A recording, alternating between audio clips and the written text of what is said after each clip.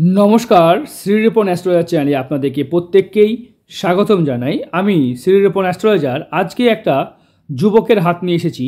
সঙ্গে থাকুন, সম্পূর্ণ ভিডিও দেখুন, স্কিপ করবেন না। যারা হাত দেখা শিখতে চাইছেন বা নিজের হাত বিচার করতে চাইছেন তাহলে স্ক্রিনে দেওয়া নাম্বারে যোগাযোগ করতে পারেন।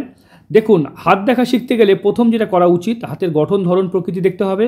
হাতের রেখার নাম কোথায় কি থাকে এগুলো জানা উচিত।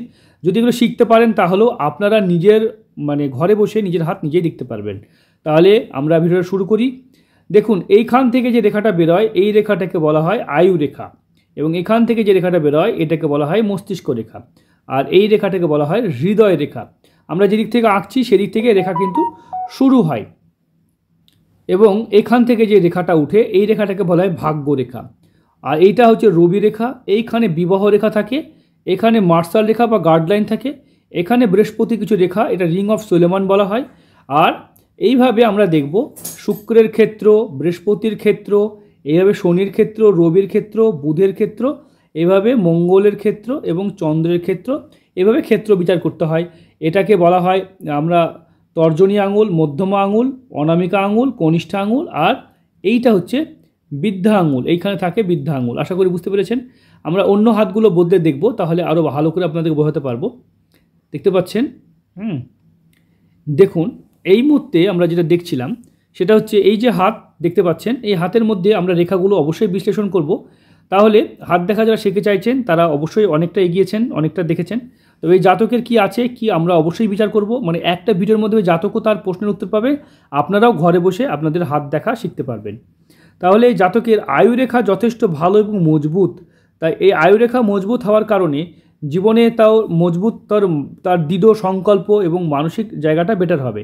তবে এই যে আয়ুরেখা দেখতে পাচ্ছি এখান থেকে উঠে এই দিকে চলে যাচ্ছে, মানে এই জাতককে শেষ জীবনে বা কর্মসূত্রে বাড়ি থেকে দূরে থাকার যোগ নির্দেশ করছে। মানে বাড়ি থেকে বাইরে গিয়ে এই জাতক তার ভাগ্য উদয় বা ভাগ্যের উন্নতি করতে পারবে। তাছাড়াও যদি দেখা যায় ভাগ্যরেখা, দেখুন ভাগ্যরেখা এখান থেকে উঠে যায়, অনেকের একদম এখান থেকে রেখা উঠে ভাগ্যরেখা তৈরি হচ্ছে। এরকম মানুষ দেখে নিজের পরিশ্রমে, নিজের ক্ষমতায়, নিজের যোগ্যতায়, নিজের অধিক পরিশ্রমে কিন্তু নিজের ভাগ্যকে গড়তে হয়। অনেক সময় এই দিক থেকে উঠলে কি হয়, অন্যের সাহায্য পাওয়া যায়, হেল্প পাওয়া যায়, কিন্তু এখান থেকে উঠলে এটা কিন্তু হয় না। এরকম মানুষের কী হয়, নিজের পরিশ্রম করেই নিজের জীবনে উন্নতি করতে হয়। আমরা অন্যান্য হাতগুলো বিচার করব। দেখতে পাচ্ছেন এইখান থেকে রেখা দেখতে পাচ্ছেন, এটাকে রিং অফ সোলেমান বলা হয়। মানে খুব জেদি প্রকৃতির মানুষের এই রেখাটা দেখা যায়। তবে এই রেখাটা যত ছোট হবে তত ভালো, এরকমভাবে থাকলে ভালো হয়। এই রেখাটা যখন একদম শনি ক্ষেত্রে চলে যায় এটা কিন্তু সেই ততটা ভালো ফলদায়ক হয় না। তখন কিন্তু জীবনে খুব নেগেটিভ থট, খুব নেগেটিভ চিন্তা বেশি আসে। অনেক সময় জানে না এই পর্যন্ত রেখাটাকে বলা হয়, কিন্তু এখান থেকে রেখা এই দিকে যেগুলো যাচ্ছে এগুলোকে শাপিত যোগ বলা হয়। সব ঠিক থাকা সত্ত্বেও জীবন যেন অভিশপ্ত হয়ে যায়। শাপিত যোগ মানে সব ঠিক আছে তার সাথে জীবন ঠিকঠাক চলছে না, এটাই কিন্তু যোগকে নির্দেশ করে। শাপিত যোগ কখনোই ভালো নয়। আর আঙুলের মাঝে যাদেরই গ্যাপ থাকবে, এই যে ফাঁক বা ফুটো থাকবে, এরা কিন্তু কখনোই ফাইন্যান্সিয়ালি ঠিক হবে না। আর্থিক সমস্যা একদম থেকেই যাবে। যতই চেষ্টা করুক তার আর্থিক জায়গাটা ঠিক হবে না, এবং কি আচমকা অর্থ বিপর্যয় বা অর্থহানি যোগকে নির্দেশ করে।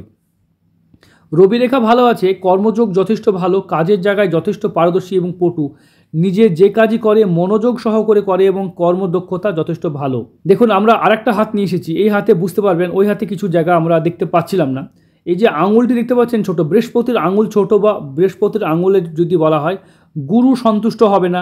জাতক যতই পরিশ্রম করুক, যতই কাজ করুক, মান পাবে না, সম্মান পাবে না, কারণ বৃহস্পতির আঙুল যদি ঠিক না থাকে তাহলে তার গুরু সাপোর্ট করবে না। অনেকের এটা দুর্ঘটনা করে কেটে গেছে, তাই এটা কেটে গেলে তো এটার যা ফল তাই তো হবে।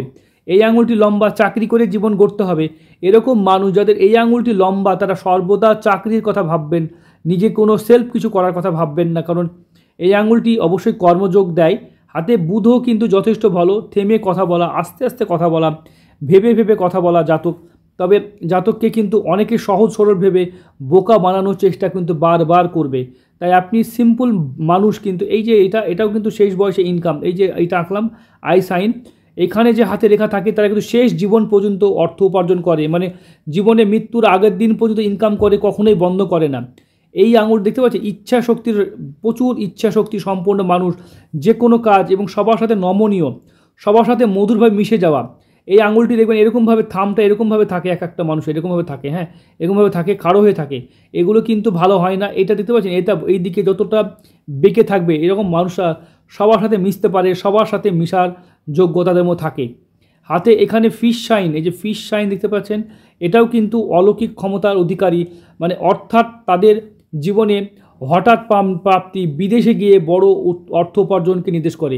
এইরকম জাতকরা যদি বিদেশে গিয়ে নিজের কর্মযোগ করতে পারে, সেটা কিন্তু খুব ভালো হয়। স্বাধীন চেতা, এখান থেকে স্বাধীন মানসিকতা হবে। মস্তিষ্ক রেখা একটু ডিস্টার্ব আছে, ডবল মস্তিষ্ক রেখা, এই মস্তিষ্ক রেখা, এই মস্তিষ্ক, দুটো মস্তিষ্ক যাদের একটা থাকে, তারা কিন্তু একটু কথা চাপা স্বভাবের, কম কথা বলতে পছন্দ করেন, মনের কথা খুলে বলতে পারেন না, এবং তারা বলতেও পছন্দ করেন না। এখান থেকে দেখতে পাচ্ছি, এখানে দেখুন, এখানে একটা মৎস্য সাইন তৈরি করছে, প্রাপ্তি, লটারি প্রাপ্তি, সম্পত্তি প্রাপ্তির যোগ, কিন্তু কেতু ডাউন আছে। গুপ্ত শত্রু থাকবেন, গুপ্ত শত্রু থাকলে কখনোই আপনি আপনার সফলতা আনতে পারবেন না। গুপ্ত শত্রু এমন একটা বিষয় যেটাকে ঠিক না করলে আপনার সফলতা কখনোই আসবে না। দেখুন এইখানে যদি দেখা যায়, চন্দ্র কিন্তু অনেক বড় কল্পনাশক্তি, ফ্যামিলির সঙ্গে দেখা গেল যে কল্পনাশক্তির অধিকারী হওয়ার ফলে প্রচুর কাল্পনিক জায়গাটা তার ভালো হয়। ফ্যামিলির মানুষের সঙ্গে দেখুন, এই যে নিচে যে এটাকে হৃদয় রেখা বলা হয়, যত রেখা নিচে থাকবে জানবেন যে ফ্যামিলির লোকের দ্বারা আপনি শোষিত হবেন। আপনার কাছের লোকেরকে টাকা কখনো ধার দেবেন না। আর হৃদয় রেখা যাদেরই এরকমভাবে চলে যায়, একটা কথা আমি বারবার বলে থাকি প্রায় ভিডিওতে, যে এই রেখাটাকে বলা হয় যে অত্যাধিক ভালো ব্যবহার করা। আর অত্যাধিক ভালো ব্যবহার করা ভালো নয়। সবার জন্য ভালো হওয়া নিজের জন্য ভালো নয়। তাই নিজেকে কী করে ভালো করবেন সেটা ভাবতে হবে।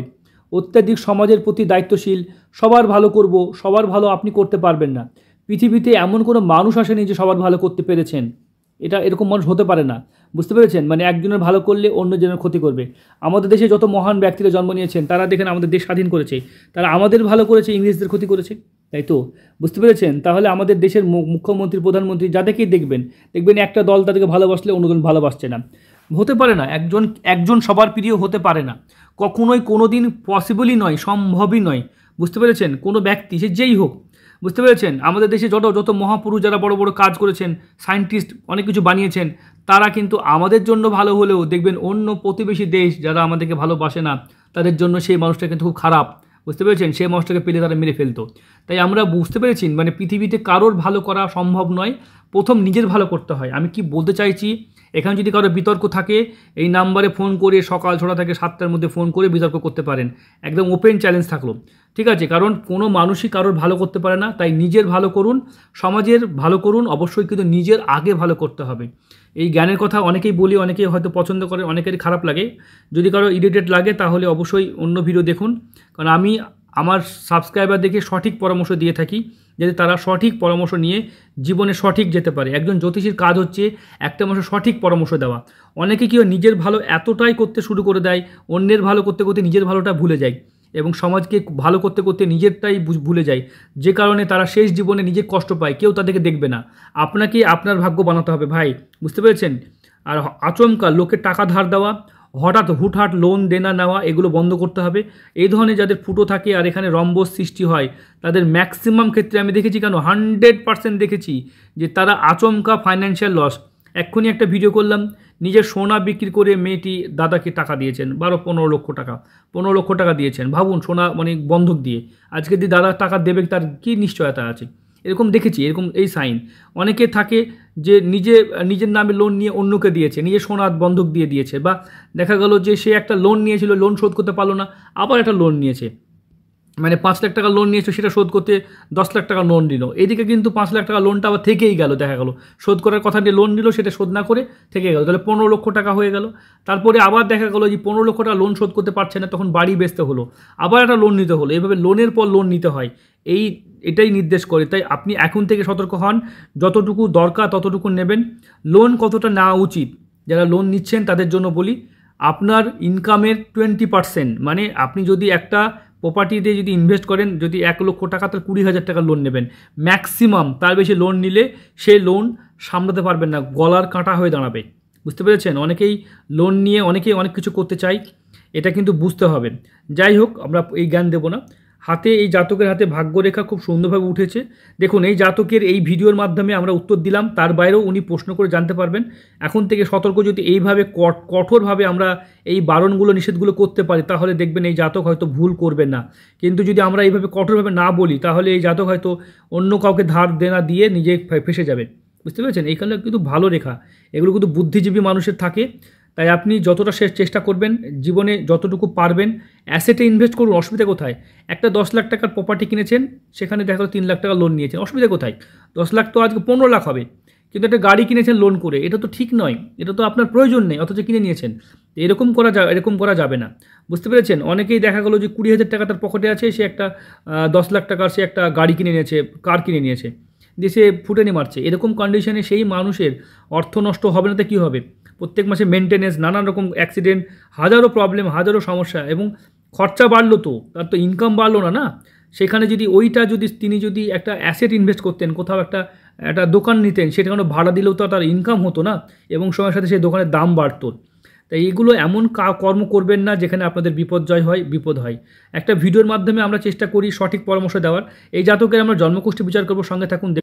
দেখুন জন্মকুষ্ঠি নিয়ে এসেছি। এই মুহূর্তে যদি দেখা যায়, তাহলে ধনু রাশি, মানে জাতকের 7.5 ছিল, সেটা চলে গেছে। এই মুহূর্তে দ্বিতীয় স্থানে রাহু শুক্র যোগ, একটু নারী থেকে সতর্ক থাকতে হবে। মানে এই জায়গাটা আপনার কিন্তু প্রবলেম, আমরা দেখব, ঠিক আছে? এইখানে দেখব, এখানে নারী থেকে সতর্ক থাকতে হবে। 1, 2, দ্বিতীয় স্থানে আপনার রাশি হচ্ছে ধনু রাশি, লগ্ন হচ্ছে বৃষ, দ্বিতীয় স্থানে বৃহস্পতি। আপনার ধন, অর্থ, সম্পদ কিন্তু বকরি হয়ে থাকার কারণে প্রবলেম হবে। দেখুন এই মুহূর্তে যদি দেখা যায়, তাহলে রবি রাহু যোগ, এটা কিন্তু খুব খারাপ। এবং রবি রাহু বুধকে বলা হয় বুদ্ধিভ্রষ্ট যোগ। নিজের ভুল বুদ্ধি, অপবুদ্ধি, খারাপ বুদ্ধি অ্যাপ্লাই করতে পারেন। এমনি কথাগুলো বলছিলাম না, যে আপনার হয়তো রং ডিসিশন, হয়তো নিজের টাকা, মনে হয় না নিজের খেয়ে বনের মোষ তাড়ার, এরকম গল্প আপনার হতে পারে। ভাই সতর্ক হবেন। এর বেশি আমার একটা জ্যোতিষ হিসাবে এর বেশি আমার করার ক্ষমতা নেই।